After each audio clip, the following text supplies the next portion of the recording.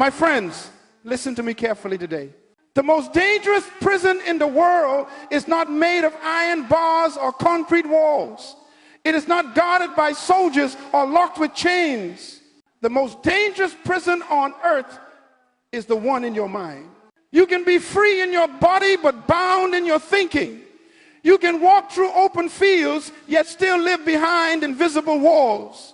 Some people have never seen a physical jail cell, but their thoughts are their warden. Their beliefs are their bars.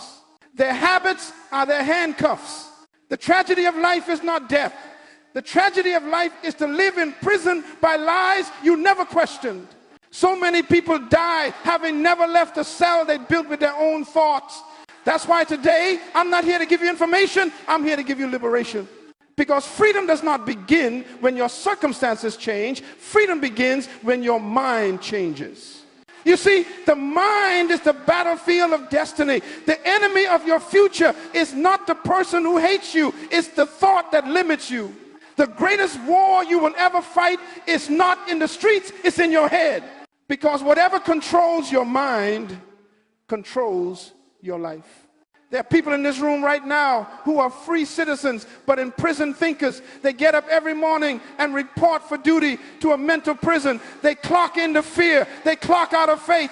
They wake up and immediately put on their shackles, shackles of doubt, shackles of comparison, shackles of I'm not enough. You may not realize it, but most people are living as inmates of an invisible institution called limitation. They live within the boundaries of what someone else told them was possible. They live inside walls that culture, family, or failure constructed. And the worst part, they've learned to decorate their cells, make them comfortable so they never think of leaving. But hear me today, you cannot fulfill a divine destiny with a defeated mind. You cannot step into a promised future while chained to a painful past. You cannot walk in new purpose using old patterns of thought. Every destiny has an enemy, and that enemy is the mental limitation that tells you to stay where you are. Some of you are wondering why your life feels stuck. It's because your thoughts haven't moved. You're waiting for circumstances to open doors, but God is waiting for you to open your mind. When the mind changes, everything follows. When the mind is renewed, the life is renewed. When the mind expands, possibilities multiply. So today, I came to tell you, the prison is not real, only the belief is. You have accepted boundaries that do not exist. You have called fear, wisdom, and comfort, peace, and captivity normal. But I declare to you today that the door of that mental prison is unlocked. You can walk out anytime you choose. All it takes is a decision to think differently, a decision to challenge what you've always believed, a decision to say, no more renting opinions, I will own my thoughts. The mind is the greatest gift God ever gave to humanity. Your mind is so powerful, it can design your destiny or destroy it. It can imagine freedom or fabricate failure. It can create heaven or live in hell without moving an inch. And so I say to you, freedom is not a place. Freedom is a mindset. Until your mind is free, your future will never be. Let me tell you a story. Years ago, I visited a wildlife center and saw a magnificent eagle in a cage. That bird was born to soar above mountains, but after months in confinement, something strange happened. When they finally opened the cage and gave it space to fly, the eagle refused. It hopped a few feet, flapped its wings once, and stopped because its mind remembered the walls that no longer existed. That eagle is a picture of millions of people today, gifted, brilliant, created to soar, yet living within the height of their old limitations. They could rise, but they don't believe they can. They could change, but they've accepted the cage. My question to you today is simple. Have you accepted your cage? Because if you have, it's time to break it. This message is for the thinkers who are tired of average, for the dreamers who sense there's more but don't know why they feel stuck. For the leaders who are ready to build a mind so strong it scares mediocrity. By the end of this message, you will not just think differently, you will see differently. Because when your vision changes, your direction changes. When your direction changes, your destiny follows. So today we begin a journey from limitation to liberation, a journey from mental captivity to mental mastery. And it begins with one realization: the invisible prison exists only in your mind. Now let's walk together into understanding how it was built and how to break it. The mind, my friend, is the greatest battlefield ever created. It is not a place you can see with your eyes, yet every victory and every defeat in life begins there. The wars of nations are temporary, but the wars of the mind are eternal. Because until you win here, points to head, you will lose everywhere else. The Bible never said be transformed by changing your clothes. It never said be transformed by moving to a new city. It said be transformed by the renewing of your mind. Why? Because your life can never go where your thoughts have not gone first. Every action you take is the offspring of a thought you accepted. Every decision is born from a belief. Every habit is the echo of a mental pattern. You don't behave your way into belief, you believe your way into behavior. So when you change your thoughts, your actions will have no choice but to follow. That's why the enemy of your purpose doesn't need to take your money, your friends, or your opportunities. He just needs your mind. Because if he can control your mind, he already owns your future. Your mind is the control tower of your destiny. It decides where the aircraft of your life will land. It decides whether you fly or whether you fall. But here's the tragedy. Most people have given away the pilot seat. They let other people think for them. They outsource their imagination. They subcontract their convictions. They allow social media to program their perspective. They are what I call mental tenants. They are renting thoughts instead of owning them. You see, when you rent a house, you don't change the foundation. You just live within someone else's structure. And that's what happens when you borrow beliefs. You live within the limits of someone else's mind. But hear me today. You were not created to be a mental tenant. You were designed to be a mental architect. You were designed to construct thought patterns that align with your purpose. Your creator gave you the blueprint, the principles of truth, the power of vision, the authority of belief, and said, build. So many people pray for miracles while ignoring the machinery of their own mind. They want God to change their situation, but God is waiting for them to change their thinking. Because the moment your thoughts shift, your reality must follow. Let me put it this way. The mind is not just a mirror, it's a manufacturer. It doesn't just reflect your world, it creates it. If you fill it with fear, it will manufacture excuses. If you fill it with faith, it will manufacture opportunities. If you fill it with anger, it will produce resentment. If you fill it with wisdom, it will produce direction. Whatever seed you plant in the soil of your mind will eventually show up in the harvest of your life. That's why your external world is a photocopy of your internal world. The world you live in is simply the world that lived in you first. So if your circumstances are chaotic, it means your thinking is confused. If your relationships are broken, it means your perception of people is distorted. If your life feels stagnant, it means your imagination has stopped expanding. You cannot escape a battlefield you do not recognize. And the greatest deception of all is to fight external enemies while being defeated internally. We spend years learning how to make a living, but almost no time learning how to manage our minds. Listen to me. Education is not transformation. You can have degrees and still live in defeat. You can quote scriptures and still be enslaved by fear. You can pray loudly but still think small. Transformation begins when revelation rewires your thoughts. When truth begins to replace tradition. When conviction replaces confusion. When purpose replaces passivity. That's why every great leader, every visionary, every revolutionary, from Moses to Mandela, from Jesus to innovators of today, won their first battle in the mind. Before they built nations, they built thoughts. Before they changed the world, they changed their internal world. You will never conquer your external environment until you conquer your internal environment. Because destiny doesn't begin with what you do, it begins with what you decide. So before we talk about breaking cages, before we talk about freedom or transformation, you must first understand this law. Your life is always moving in the direction of your most dominant thought. If you think you are defeated, life will agree with you. If you think you are chosen, heaven will confirm it. If you think you are trapped, your decisions will behave like walls. But if you think like a free person, every step you take will create space where there was none. Freedom does not begin with force, it begins with focus.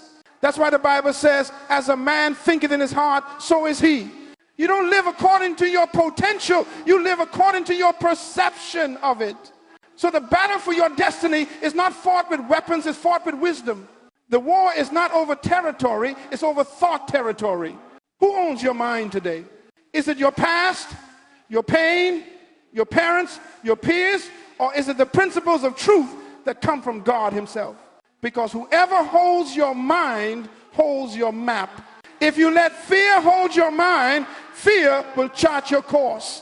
If you let faith hold your mind, faith will chart your future. So hear me again. Whatever controls your mind controls your movement. And if you want to move into greatness, you must repossess your mind. From this moment forward, I want you to stop renting space to negativity. Stop leasing your imagination to fear. Stop giving free access to doubt. You are the landlord of your own thoughts. Start evicting the tenants that don't pay rent in purpose. When you do that, your life will begin to change, not by accident, but by alignment. Because the mind is the key that unlocks every destiny, the engine that powers every dream, and the soil that sustains every seed of purpose. So now that you understand the battlefield, it's time to identify the weapons that hold you captive, those invisible cages that keep you from becoming who you were created to be. Hear me, my friend. One of the most subtle prisons on earth is the cage you were born into. You did not build it, you simply grew up inside it. It is called inherited thinking. The beliefs you never questioned, the limitations you never tested, the ideas you accepted before you ever examined them. You see, from the day you entered this world, you were surrounded by voices. Some of them meant well. Parents, teachers, neighbors, culture, religion, they all whispered into your mind what they thought was true. And without realizing it, you begin to live by borrowed convictions. They told you people like us don't succeed. They told you stay in your lane. They told you dreams are for the rich, not for people from around here. And because you trusted the messenger, you never questioned the message. But hear this truth. Good intentions can still build bad cages. Love can protect you and still limit you. A person can want the best for you and still hand you beliefs that keep you small. The danger of inherited thinking is that it feels comfortable. It feels right because it is familiar. You have lived with those thoughts so long that they sound like your own voice. But familiarity is not truth. A lie you repeat long enough becomes a lifestyle. Let me tell you something. Every family, every culture, every nation passes down not only genetics but mental templates, ways of seeing the world. Some inherit wealth, others inherit worry. Some inherit discipline, others inherit defeat. You may not control what you receive, but you do control what you retain. There's a young woman I once met, brilliant, artistic, gifted beyond measure. Her paintings moved people to tears. But she refused to call herself an artist because her family had convinced her that art wasn't a real career. So she buried her gift beneath someone else's fear. One day I asked her a question that I will now ask you. Who told you that, and what qualified them to decide your future? That question broke her cage open. Within a few years, her paintings hung in galleries around the world. Her talent didn't suddenly improve, her belief did. She stopped inheriting limitations and started owning possibility. Beloved, the first step to freedom is recognition. You cannot escape a cage you refuse to see. What beliefs are you carrying that were never yours to begin with? Who defined your ceiling? Who measured your worth? Ask yourself, what did I learn growing up that keeps me small today? And then ask again, is it true or is it tradition? Tradition is not evil, but when tradition replaces truth, it becomes a trap. Principle is eternal. Culture is temporary. If you live by principle, you will lead culture. If you live by culture, you will be limited by it. Inherited thinking hands you patterns of poverty, fear, or timidity. It teaches you to fit in when you were designed to stand out. But hear me, you are not a continuation of your family's limitations. You are the interruption of them. You are the one sent to end the cycle. Every time you challenge an old belief, you are writing a new chapter for those who come after you. That's why the battle for your mind is not just about you, it's about your bloodline. If you stay in the cage, your children will learn its walls. But if you break out, they will inherit your freedom instead of your fear. So today, I want you to make a decision. No more living by default. No more accepting inherited limitations as truth. From this day forward, question everything that contradicts your purpose. Because the only belief worthy of you is the belief that agrees with your destiny. Write this principle down in your heart. If the source is limited, the belief will be too. When you understand that, you will stop letting people who have never flown tell you how high you can soar. The first cage is broken when you stop inheriting beliefs and start investigating truth. And now that you have seen how thinking can be inherited, let us move to a deeper prison, the one built not by others' words, but by your own wounds. Now listen to me carefully. The second cage is more dangerous than the first, because the first was given to you, but this one you built yourself. It is called trauma thinking, the beliefs you learned from pain that were never meant to stay with you. Pain is a teacher, but it was never meant to be your master. Pain has a purpose, but it was never designed to become your philosophy. Every human being experiences pain, but not every human being allows pain to rewrite their truth. The problem is that most people do not process pain. They personalize it. They take the event and turn it into identity. They say, I failed, so I am a failure. I was betrayed, so I can't trust again. I was abandoned, so I must not be worth keeping. And when those sentences become beliefs, the bars of the second cage begin to rise. Let me teach you something about your mind. The mind is a recorder. It captures everything. But if you don't rewrite the story, it will play the same scene over and over until it becomes your reality. You can't have a new life while replaying old pain. Your past will always knock on the door of your present until you stop answering. There's a difference between remembering pain and reliving it. When you remember pain, you learn. When you relive pain, you remain. And some of you have been remaining where you should have been learning. I once met a man who went bankrupt early in his career. He had big dreams, powerful ideas, but one financial failure branded his soul. He made a vow in his heart that day, I will never take risks again. So for 10 years, he lived in fear of expansion. He avoided opportunities. He refused growth. He rejected partnerships. He wasn't protecting his future. He was protecting his pain. His breakthrough didn't come from money or mentorship. It came from revelation. He realized that his past failure was not a sentence. It was a seminar. The lesson wasn't never risk again. The lesson was risk wisely next time. When he changed the meaning of his pain, the power of that pain disappeared. Let me say that again for someone listening. Your pain does not define you. The meaning you give it does. If you interpret pain as punishment, it will make you bitter. If you interpret pain as instruction, it will make you better. Pain will visit you, but you must decide if it becomes a teacher or a tenant. If you let it live too long, it starts paying rent in your thoughts, and soon it owns the house. I know many people who stopped living the day they got hurt. Their bodies kept moving, but their hearts froze in time. Their pain became their personality. You talk to them, and you're not hearing their voice anymore. You're hearing their wounds speak. But God never designed you to be a spokesperson for your scars. He designed you to be a steward of your healing. The scar is supposed to be a testimony, not a trademark. It should remind you of what you came through, not what you came to. The danger of trauma thinking is that it teaches you lessons you were never meant to learn. It teaches you that vulnerability equals weakness, that hope equals disappointment, that effort equals exhaustion. Those are not truths. They are survival codes written by fear.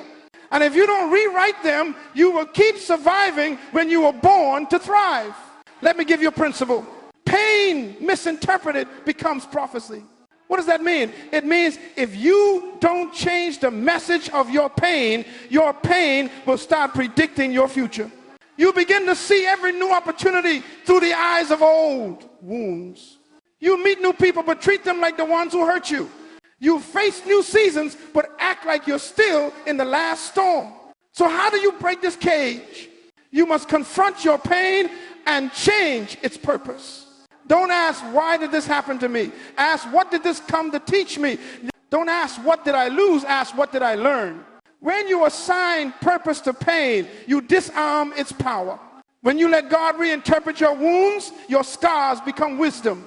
Your past ceases to be a prison and becomes a platform. The mind healed by truth can look back at trauma and say, thank you, you made me stronger, not smaller. When you reach that point, you know the cage has cracked. So today I challenge you, revisit every painful season and rewrite the lesson. Don't carry conclusions that pain forced on you. Don't let yesterday's suffering steal tomorrow's strategy. Pain was never meant to be a home. It was meant to be a hallway. Walk through it. Don't stay in it. Because freedom isn't forgetting what happened. It's refusing to give it control over what happens next. And now, my friend, we move to the next cage, one far more deceptive. It doesn't come wearing the face of pain. It comes wearing the mask of wisdom. Now hear me today. This next cage is subtle, it is quiet, and it is respectable. It doesn't shout, it whispers. It doesn't look like an enemy, it looks like advice. It is the voice that says, be careful. It is the counsel that says, don't dream too big. It is the friend that says, be realistic. And because it sounds reasonable, we never recognize it as what it truly is, fear disguised as wisdom. Some of you are not bound by failure, you are bound by false wisdom. You call it maturity, but it's really managed fear. You've learned how to sound wise while secretly staying small. Let me tell you something important. Not every safe choice is a smart one, and not every risk is foolish. The difference between wisdom and fear is motive. Wisdom plans for the future, fear avoids it. The Spirit of God gives wisdom to build, not excuses to hide. But many have taken the language of prudence and turned it into the theology of paralysis. You tell yourself you're waiting on the right time, when the truth is you're afraid of the unknown. You tell yourself you're being strategic, when the truth is you're scared to step. Fear always disguises itself in logic. It says, don't start that business, the market is unstable. It says, don't pursue that vision, you don't have the qualifications. It says, don't forgive them, they'll hurt you again. And every time you listen, the walls of your cage grow thicker. The greatest enemy of faith is not failure, it is familiarity. Fear uses comfort to convince you that staying where you are is safer than becoming who you could be. But comfort zones are beautiful prisons. They make you feel secure while slowly stealing your potential. Let me share a story. Years ago, I mentored a young man who had a dream to transform his community through education. When he shared his vision with others, they told him, you're dreaming too big. Be practical. Start small. Don't try to do so much. Their words sounded wise, didn't they? Be practical. Start small. Don't overreach. But I discerned something. They weren't teaching him prudence. They were teaching him fear management. He could have listened and stayed comfortable, but he decided to build his mind instead of building excuses. He went forward anyway, and today that young man oversees schools that have educated thousands of students who were once forgotten. If he had accepted their wisdom, he would have missed his calling. Sometimes what people call realistic is just their version of impossible. Write this down. Fear will always speak the language of reason, but its accent is limitation. Fear says it's not the right time. Faith says, if not now, when? Fear says, what if it doesn't work? Faith says, what if it does? Fear says, protect yourself. Faith says, invest yourself. The world calls this recklessness, but heaven calls it obedience. You see, wisdom and fear may look alike, but they have different destinations. Wisdom builds confidence. Fear builds caution. Wisdom multiplies. Fear maintains. Wisdom leads to freedom. Fear leads to familiarity. The truth is, wisdom never kills risk, it redeems it. Wisdom does not say don't go, it says go with understanding. Wisdom does not say don't build, it says count the cost, then build. But fear says don't try at all. Fear will dress itself in spiritual language. It will say, I'm waiting for God. But my friend, sometimes God is waiting for you. Faith without movement is fantasy.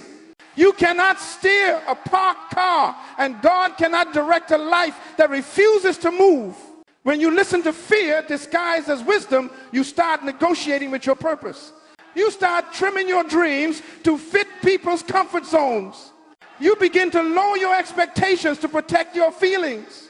But the truth is, you will never discover new oceans if you insist on seeing the shore. Courage doesn't mean the absence of fear. It means deciding that purpose is greater than fear. Real wisdom never kills courage, it refines it. There's a statement I often tell leaders: faith makes you see the invisible, believe the impossible, and attempt the incredible. But fear does the opposite. It makes you avoid the invisible, doubt the possible, and settle for the ordinary. So today, I challenge you to examine your wisdom. Is it grounded in faith or guarded by fear? Is it leading you forward or holding you hostage? Because anything that keeps you from your divine assignment, no matter how smart it sounds, is still bondage. Fear may keep you safe, but faith will make you significant. Fear may protect your comfort, but faith will produce your calling. Fear says, play not to lose. Faith says, live to win. If you will silence the voice of false wisdom, you will hear a louder voice inside you, the voice of vision, the whisper of destiny, the sound of divine potential waiting to speak. Because the cage of fear cannot hold a mind filled with faith. When you begin to act on what you believe instead of what you fear, the door of that cage swings open and destiny rushes in. Now, once fear loses its disguise, you must confront a far more deceptive enemy, the cage that wears the crown of success. Now, hear me carefully. This final cage is the most deceptive of them all because it doesn't look like bondage, it looks like blessing. It doesn't feel like a prison, it feels like promotion. It is called the success trap. You see, failure is easy to recognize. It hurts, it humbles, it reminds you that something is wrong. But success can seduce you into believing the journey is over. Success whispers, you've made it. Success says, protect what you've built. Success says, don't risk what's working. And before you realize it, your success has become your ceiling. Many people never fall because of failure. They fall because of success. Failure pushes you to grow, but success tempts you to stay. And when you stop growing, your mind starts dying. Write this principle down in your heart. Yesterday's achievements can become tomorrow's imprisonment. When you start to protect your past victories more than you pursue your next assignment, you have already entered the cage. Success is supposed to be a doorway, not a destination. Let me tell you something about purpose. It never retires. Purpose is not a season, it is a lifetime. You don't arrive at purpose, you grow into it. Every level of success should lead you to a greater level of responsibility. But what happens to most people? They become caretakers of yesterday's blessings. They start maintaining what once required their faith. They stop exploring new mountains because they're busy polishing old trophies. They start defending their reputation instead of developing their revelation. My friend, don't let your last victory become your new prison. The day you stop learning, you start losing. The day you stop imagining, you start diminishing. The day you stop stretching, you start shrinking. Let me illustrate this with a story. There was a woman, successful attorney, respected, accomplished. She had wealth, influence, recognition. But inside, she was restless. She told me, Dr. Munroe, I feel like there's more, but I don't know what. As we talked, she confessed. She loved writing stories for children, but never pursued it. She said, I can't. I'm a lawyer. This is what I'm known for. Her success had become her identity, and her identity had become her limitation. I looked at her and said, my dear, Who told you that you can only be one thing? Success in law doesn't disqualify you from creativity. It qualifies you to do it with excellence. When she broke that cage of self-definition, she rediscovered her joy. Today, her children's books inspire thousands. She didn't abandon her success. She expanded it. That is what I want you to understand. Success should expand you, not enclose you. The reason some people never move into their next assignment is because they are afraid to lose the applause of the last one. But let me tell you something. Applause is addictive, and addiction to approval will keep you average. Never let the comfort of being celebrated keep you from being challenged. You see, the true test of greatness is not how high you climb, it's how willing you are to climb again after success. Anyone can rise once. Only the great rise repeatedly. When success becomes your idol, growth becomes your enemy. Success is a good servant, but a terrible master. It should inspire you to build further, not instruct you to stop.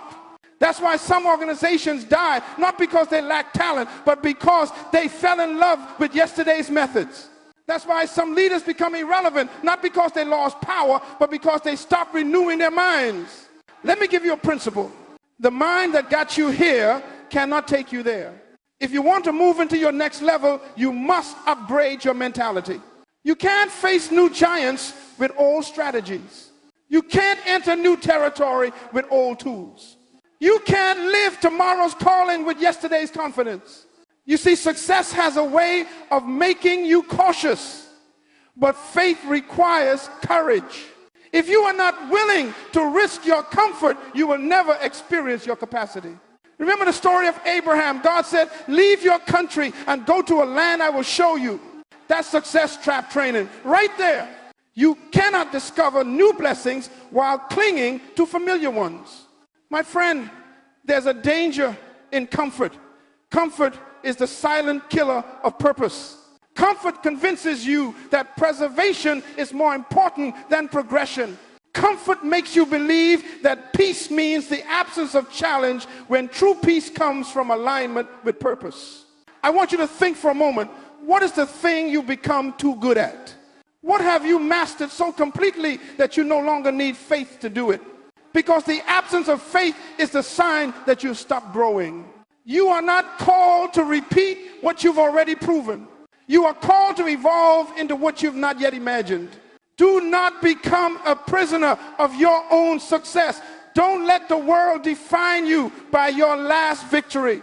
Every season of life has a new assignment waiting, but it requires a new mindset to reach it. The question is not, what did you achieve? The question is, what are you becoming? Because God is never finished with the mind that keeps expanding. So today, make this declaration with me. My success will serve my future, not sabotage it. I will celebrate progress, but I will not camp there.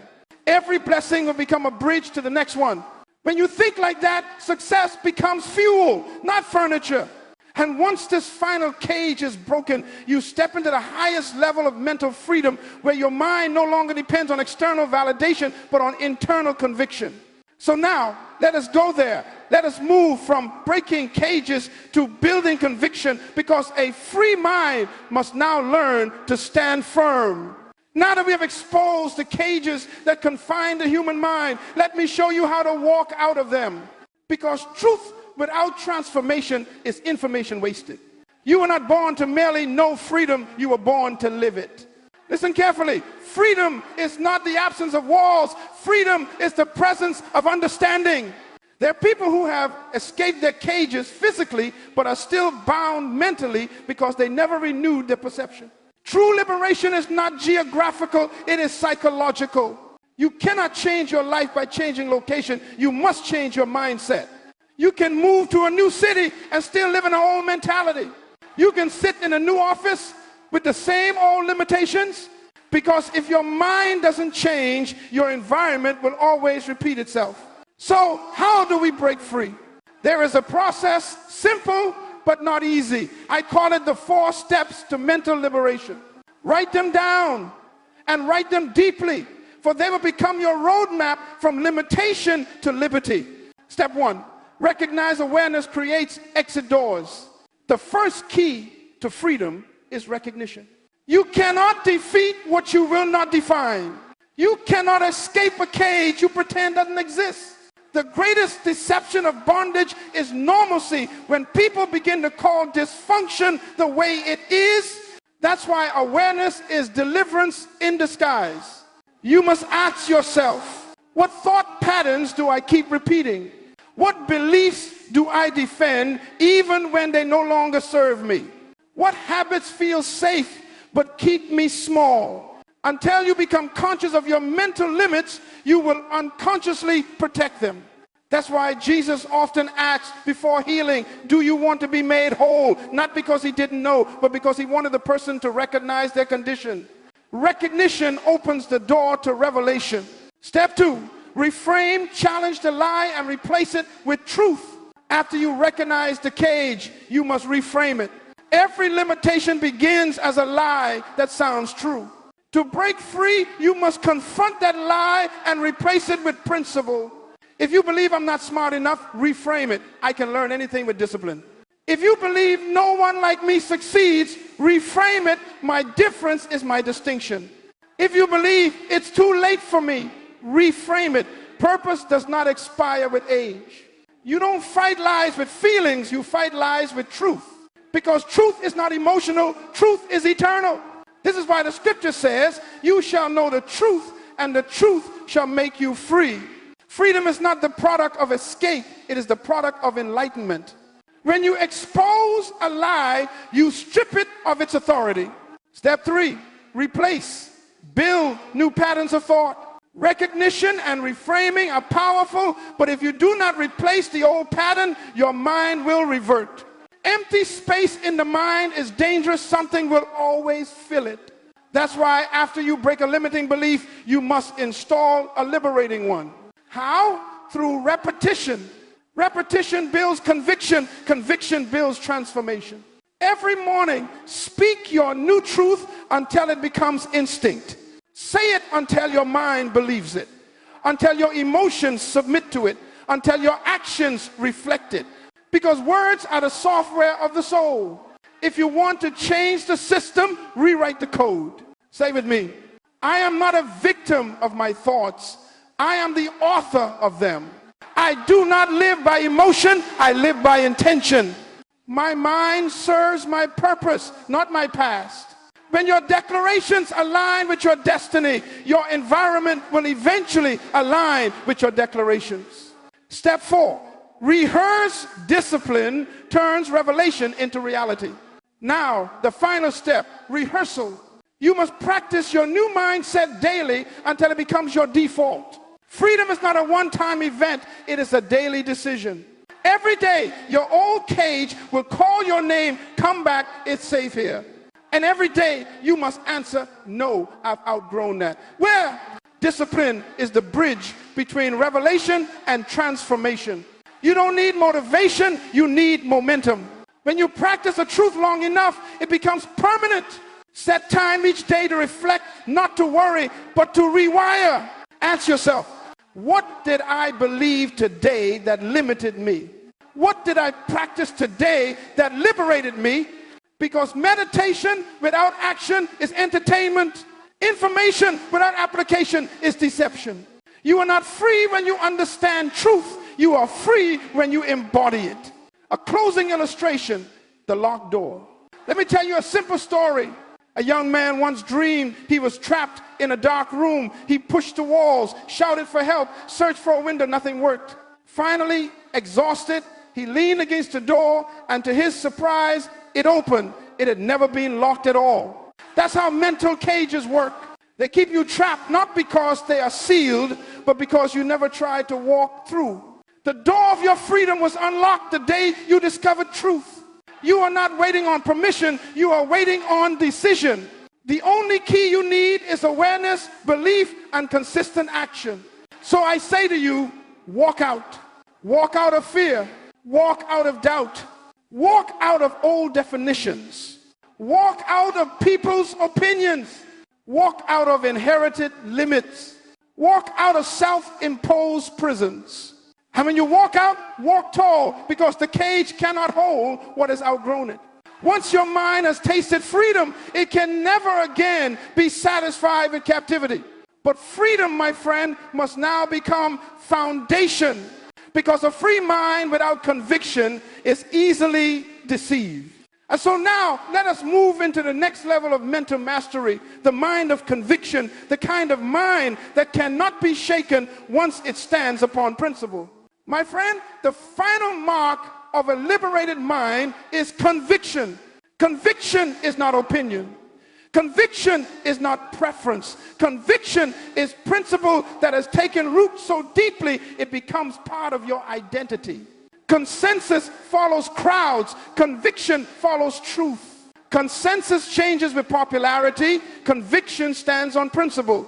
Consensus looks around. Conviction looks within. When you live by conviction, you no longer need validation. When you live by conviction, your confidence is internal, not external. When you live by conviction, you stop asking, do they agree? And start asking, is this right? That's why people of conviction always appear strange. They stand when others sit. They speak when others are silent. They move when others wait for permission. Because conviction is louder than opinion, deeper than fear, and stronger than circumstance. You cannot build a great life on agreement. You can only build it on conviction. The winds of culture will blow. Public opinion will rise and fall. Friends will come and go. But conviction anchors you when everything else shifts. Conviction is the internal government of a free mind. A man or woman without conviction will always become a slave to consensus. They will always bend to pressure, compromise in crisis, and conform to comfort. You see, conviction is not stubbornness. Stubbornness refuses to change despite evidence. Conviction remains steadfast because of evidence. It stands not out of pride, but out of principle. Let me give you a story. I once met a young woman who started a small school under a tree in a village. She had no building, no staff, no financial support, only conviction. When people mocked her, she said, if I stop, who will teach the children? Years later, that small school became one of the largest educational networks in her nation. Her conviction attracted resources. Her conviction inspired others. Her conviction overcame obstacles that talent alone could not. Conviction will make you unstoppable where resources fail.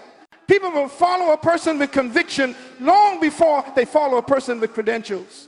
Because conviction has weight. You can feel it when someone speaks from principle, not preference. Conviction is born from clarity. You cannot be sure of what you have not defined. Clarity produces confidence. Confidence produces conviction. So I ask you, what do you believe about yourself? What values will you never compromise? What truth are you willing to suffer for? When you can answer those questions, your life becomes focused. You stop chasing opportunities and start attracting alignment. Because conviction magnetizes destiny. It pulls the right people and pushes away the wrong ones. Many people fail not because they lack opportunity, but because they lack certainty. They don't know what they stand for, so they fall for whatever works. The second element of conviction is personalization. It's not enough to know what's true. You must make it true for you. You can quote wisdom, you don't live. You can preach truth, you don't practice. You can admire principles you've never applied. Conviction begins when truth moves from your head to your heart.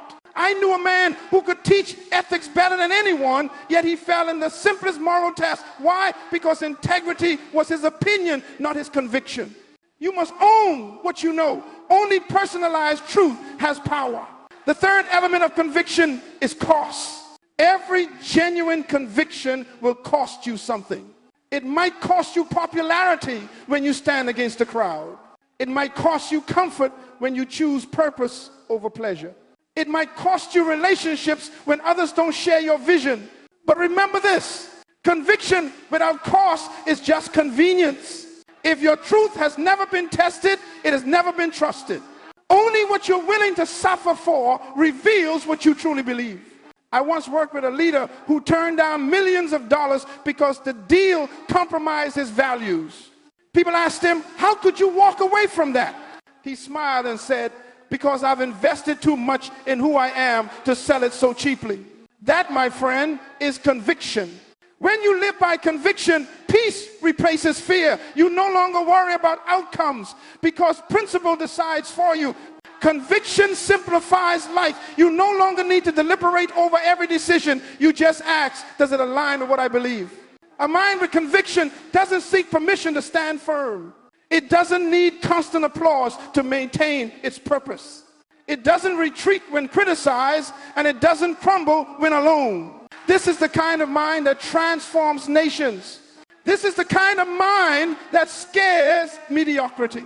This is the kind of mind that heaven can trust with influence. So decide today, I will live by conviction, not by consensus. I will be guided by principles, not by popularity. I will measure success, not by applause, but by alignment with purpose. Because in the end, it is conviction, not comfort, that crowns a life with meaning. And now, having built a mind of conviction, let us take the final step to understand what it means to reconstruct the liberated mind into one that governs itself by principle and creates legacies that endure. Now that you've broken free from the cages of limitation, fear, and conformity, what comes next? Freedom, my friend, is not the end, it's the beginning. Because once the walls fall, you must now learn how to build. You see, freedom without structure is chaos. And a liberated mind without leadership becomes a loose cannon full of power but lacking direction. That is why I say to you today, the mind that is free must now become the mind that leads. 1, freedom requires framework. When God delivered Israel from Egypt, they left the cage of slavery, but they didn't yet have the culture of freedom. They were free bodies with slave minds. They left the chains behind, but carried the mentality with them. So God didn't just give them land, he gave them laws. Why? Because freedom must be governed by principle. A free mind must be trained to think in order, discipline, and stewardship. Write this principle down. Freedom without principle becomes self-destruction. That is why many people lose what they gain, because they never built a framework to sustain it. You can break out of a prison, but if you don't build purpose afterward, you'll eventually return to captivity. 2, build your mind on principles, not opinions. Leadership begins when principle replaces preference. Opinions change with time, but principles are timeless. Principles are the foundation stones of stability. They do not bend when the winds of emotion blow. When your thinking is built on principle, you become unshakable. When your values are built on principle, compromise becomes impossible. When your decisions are built on principle, consistency becomes natural.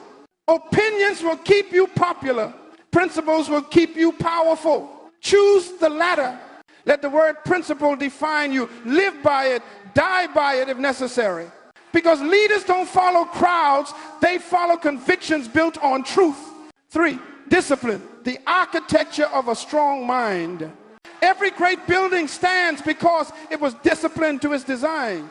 Likewise, every great mind stands because it is disciplined to its principles. Discipline is not punishment, it is alignment. It is the consistent behavior that protects your progress. You don't become strong by thinking occasionally, you become strong by thinking consistently. The most dangerous mind is not the one that knows the most, it's the one that stays focused the longest. Remember this, freedom without discipline is permission to fail. So guard your thoughts daily, schedule your growth, feed your mind intentionally. If your mind is a factory, discipline is the production schedule. Without it, even brilliant ideas rust into waste.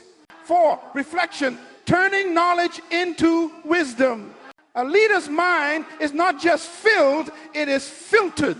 Reflection is what separates noise from knowledge. We live in a world drowning in information but starving for wisdom.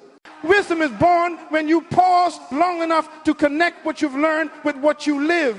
Take time every day to be alone with your thoughts. Don't fear silence. Silence is the sanctuary of wisdom. In silence, your mind matures. Your motives purify and your direction clarifies. Dr. Munroe would often say, I don't think fast, I think deep. Depth doesn't come from speed, it comes from stillness. 5, responsibility, the mark of mental maturity. The true evidence of a reconstructed mind is responsibility. A free mind always asks, what can I do? An unhealed mind always asks, who can I blame? Responsibility is the acceptance that your life is the product of your decisions, not your conditions. It means you no longer hand your power to politicians, parents, or past experiences. Every time you say it's someone else's fault, you surrender authority. But every time you say, I will take responsibility, you reclaim dominion. Leadership begins with personal responsibility. Before you can lead others, you must manage yourself. If you cannot govern your own thoughts, how can you guide a nation? 6, vision, the compass of a reconstructed mind. A leader's mind is guided by vision. Vision gives direction to freedom. It tells your energy where to go. Without vision, freedom becomes wandering. With vision, freedom becomes progress. A vision is not a fantasy. It is a picture of your potential guided by principle. It is the mental blueprint of your divine assignment. And hear this, your future is hidden in your daily focus. Leaders don't chase everything. They pursue purpose. They say no more often than they say yes. They live by intentionality, not impulse. So write your vision, guard your vision, feed your vision, because what you continually see in your mind, you will eventually stand in with your life. To 7, legacy, turning mental freedom into generational impact. Finally, every reconstructed mind must think generationally. You are not just living for yourself, you are building a pattern for those who come after you. The greatest proof that your mind is renewed is when your thinking outlives you. When your principles become your family's culture. When your convictions become your community's values. When your wisdom becomes your world's inheritance. Legacy is not leaving people money, it's leaving them mentality. Because money without mentality will return them to poverty. But principle will produce progress that no economy can erase. Teach your children not only what to think, but how to think. Give them not your success, but your systems. Give them not your trophies, but your truth. When you build minds, you build nations. When you build principles, you build civilizations. When you build legacies of thought, you build eternity into time. 8, the final call, from freedom to leadership. So today I charge you, don't just be a product of freedom, be a producer of it. Let your thinking become a model for others to follow. Live as evidence that a renewed mind can rebuild a broken world. Every great change in history began when one person decided to think differently. Let that person be you. From this day forward, stop living by reaction and start living by revelation. Stop living by emotions and start living by principles. Stop living by permission and start living by conviction. You have the power to reconstruct your mind into the mind of a leader. A mind that governs itself by truth. A mind that inspires others by example. A mind that refuses to be conformed but chooses to be transformed. So I declare over you today, your mind is free. Your thoughts are ordered. Your vision is clear. Your purpose is unstoppable. Now, go build the life, the legacy, and the leadership your renewed mind was designed for. Because the cage is gone, the door is open, and destiny is waiting.